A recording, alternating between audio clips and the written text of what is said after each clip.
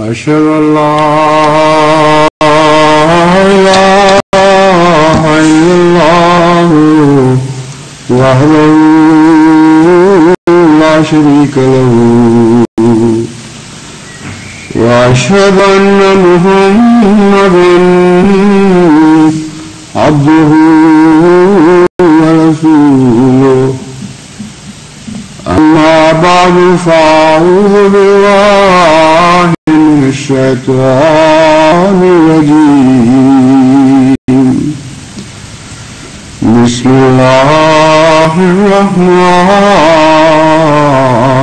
الرحيم الحمد لله رب العالمين الرحمن الرحيم مالك يوم الدين إياك نعبد وإياك نستعين اهدنا الصراط المستقيم صراط الذين أنعمت عليهم غير المغضوب عليهم ولا الضالين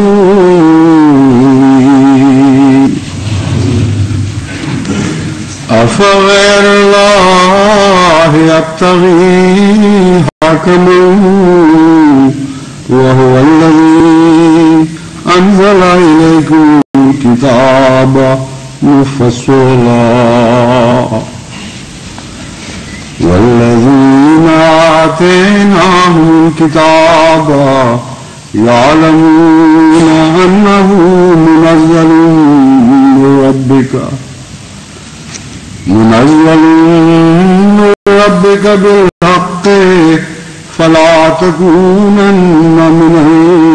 الممترين وتمت كلمة ربك صدقا وعدلا لا مبدل لكلماته وهو السميع العليم وإن تطع أكثر من في الأرض يضلوك عن سبيل الله إن يتبعون إلا الظن وإن الله يخرجون إن ربك هو أعلم من يضل عن سبيله وهو أعلم بالمهتدين. سورہ الانعام آیت 115 آیات 115 تا 118. ان آیات کا ترجمہ یہ ہے کہ کیا میں اللہ کے سوا کسی اور کی طرف بطور حکم رجوع کر سکتا ہوں، پسند کر سکتا ہوں کہ خدا کے سوا میرا فیصلہ کرنے والا کوئی اور ہو؟ حالانکہ وہی ہے جس نے ایک کھلی کھلی کتاب کو تم پر تمہارے لیے نازل فرمایا ہے، اور وہ جو لوگ جن کی خاطر یہ کتاب اتاری گئی ہے، جو اس کے مستحق ہیں، خوب جانتے ہیں کہ وہ اللہ رب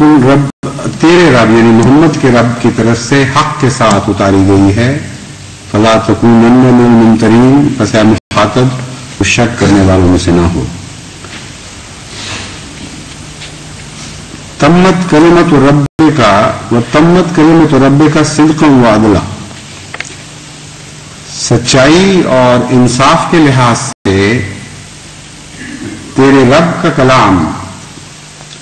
درجہ کمال کو پہنچ گیا ہے. تمت اس پر بات ختم ہو گئی ہے. لا مبدل لکلمات، اور ان کلمات کو کوئی تبدیل کرنے کی طاقت نہیں رکھتا اور کبھی تبدیل نہیں ہوں گے. اور اللہ بہت دیکھنے والا اور بہت جاننے والا ہے. جہاں تک اکثریت کا تعلق ہے فرمایا وَإِن تُطِعْ أَكْثَرَ مَنْ فِي الْأَرْضِ يُضِلُّوكَ عَنْ سَبِيلِ اللَّهِ، اگر تو زمین میں اکثریت رکھنے والوں کی پیروی کرے گا تو یقیناً وہ تجھے اللہ کی راہ سے گمراہ کر دیں گے. وہ تو ظن کے سوا اور کسی بات کی پیروی نہیں کرتے، توہمات کے پیروکار ہیں اور محض اٹکل پچو کی باتیں کرنے والے لوگ ہیں. ہاں تیرا رب یعنی اے محمد صلی اللہ علیہ وآلہ وسلم، تیرا رب وہی ہے جو سب سے زیادہ جاننے والا ہے کہ کون اس کے رستے سے گمراہ ہے، اور وہی ہے جو سب سے زیادہ جاننے والا ہے کہ کون ہدایت یافتہ ہے. قرآن کریم کی ان آیات میں بھی اور بہت سی آیات میں بھی یہ بات بڑی وضاحت کے ساتھ موجود ہے کہ جہاں تک حق و باطل کی تمیز کا تعلق ہے اور سچ اور جھوٹ کے فیصلے کا تعلق ہے، عددی اکثریت کوئی بھی حیثیت نہیں رکھتی، بلکہ بسا اوقات عددی اکثریت غلطی پر ہوتی ہے.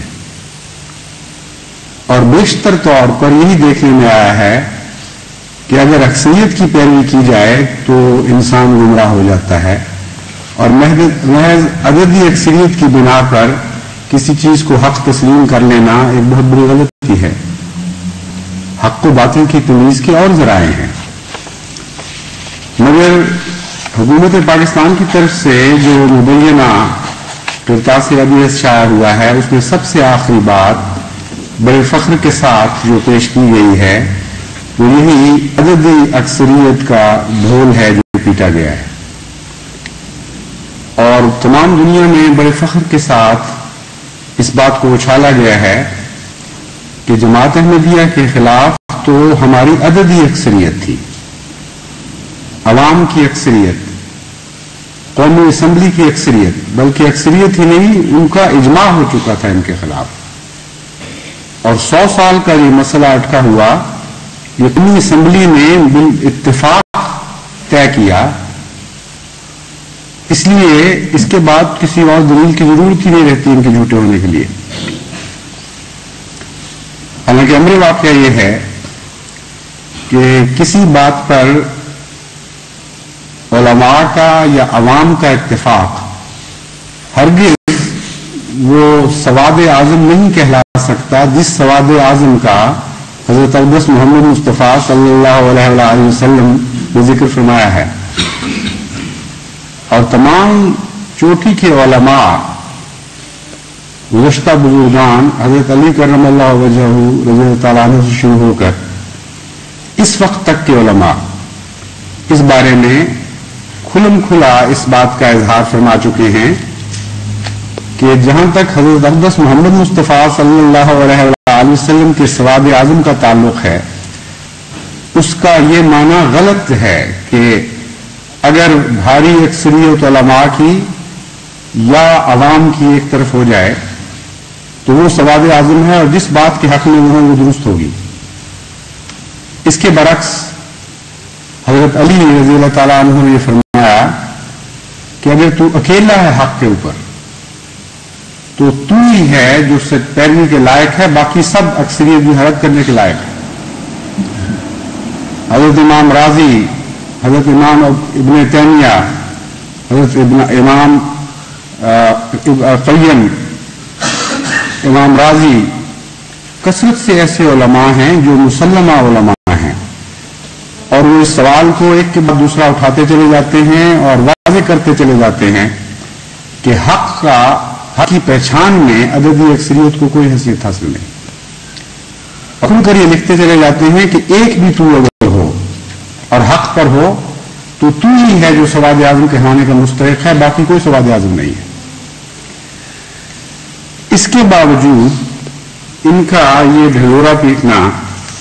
کہ چونکہ عددی اکثریت حاصل ہے ہمیں اور جماعت احمدیہ ایک معمولی اقلیت ہے، اس لیے ایک عظیم الشان اجماع ہو گیا ہے جسے کوئی اسلامی سند حاصل ہے، یہ بات بالکل درست نہیں۔ اس سلسلے میں چونکہ حوالے بہت زیادہ تھے وہ میں نے فی الحال چھوڑ دیے ہیں، چند حوالے بعد میں آپ کے سامنے پیش کروں گا، لیکن اس سے پہلے میں اب آپ کو یہ بتانا چاہتا ہوں کہ جس قومی اسمبلی کی اکثریت پر یہ نازاں ہیں، جس قومی اسمبلی کے فیصلہ کو شرعی سند کے طور پر پیش کیا جا رہا ہے، اس قومی اسمبلی کے متعلق بھی ایک وائٹ پیپر شائع ہو چکا ہے، اس قومی اسمبلی کے متعلق بھی ایک سفید کاغذ انہوں نے شائع کیا تھا، اور اس قومی اسمبلی کی اکثریت کے متعلق ان کی کیا رائے ہے میں آپ کو سناتا ہوں۔ یعنی شریعت کی بنیاد جس قومی اسمبلی کے اتفاق کو قرار دیا جا رہا ہے، اس کا اپنا کیا حال تھا، وہ ان کے وائٹ پیپر میں ان کی داستان پڑھیں تو آپ حیران رہ جائیں گے۔ یہ 3 حصوں میں منقسم ہے۔ پہلا حصہ تو میں اس کو ان کی مضمون کے لحاظ سے 3 حصوں میں منقسم کرتا ہوں۔ پہلا حصہ ہے خاص بھٹو صاحب اور ان کے چیدہ وزراء کے متعلق، اور نام بنام ان کے کردار، ان کی اسلامی حیثیت، ان کے اخلاق اور ان کے اعمال کا تذکرہ چھیڑا گیا ہے۔ نہایت ہی بھیانک داستان ہے، جن کے سر اتنا عظیم الشان سیرا باندھا جانا تھا،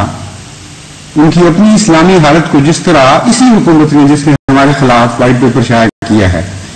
کھول کھول کر بیان کیا گیا ہے، وہ تو تفصیل کے ساتھ میں آپ کے سامنے پیش بھی نہیں کر سکتا۔ بعض ایسی باتیں ہیں کہ پڑھتے پڑھتے شرم آنے لگتی ہے، بعض کے اکثر ایسی باتیں ہیں، لیکن بہرحال چند نمونے مجھے آپ کے سامنے مجبوراً پیش کرنے پڑیں گے۔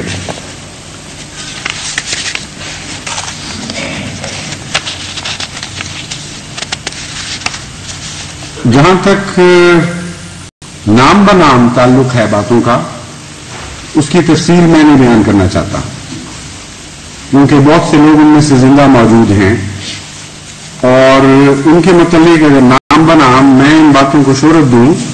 تو گویا میں خود بھی سوت کرنے والا بن جاؤں گا،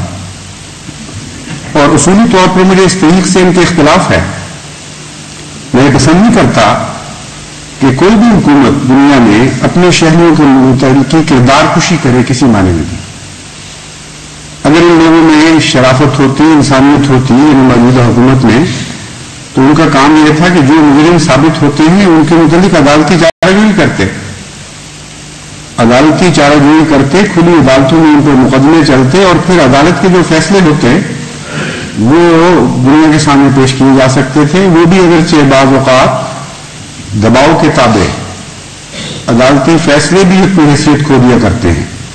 لیکن بہرحال کوئی ایک شکل تھی جو مہذب دنیا کو کسی نہ کسی رنگ میں قابل قبول ہو سکتی تھی۔ مگر حکومت پر قابض لوگ اپنے شہریوں کے اوپر مقدمے چلانے کی بجائے ان کی کردار کشی شروع کر دیں اور ان کے متعلق نہایت گندے الزامات لگانے شروع کر دیں، اس بات کا میں تو قائل نہیں ہوں، اس لیے ان کی تفصیل نام بنام میں نہیں پڑھ سکتا، لیکن یہ بتانا چاہتا ہوں کہ اس فہرست میں بھٹو صاحب کے علاوہ مولانا کوثر نیازی صاحب حج ویلفیئر فنڈ اور اوقاف فنڈ